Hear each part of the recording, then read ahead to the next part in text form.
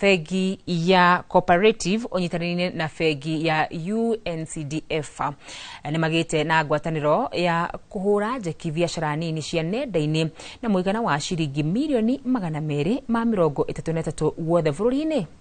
Ũnyitanĩri ũyũ nĩ itanya rĩa kũnyitanĩra biacara nini gwa kahinda ka mĩaka 2 na kũhe ngombo kũrĩ biacara ici nĩguo gũkũria biacara. Igũrũ rĩa ũguo, ũnyitanĩri ũyũ nĩ ũkũhotithia ũturi wa mawĩra ma gwĩkũria kĩwonjoria. Digital space in Kenya, as you know, offers employment to a number of our young people. We are told that almost 40% of the Kenyan GDP will be driven by MSMEs, especially in the digital space.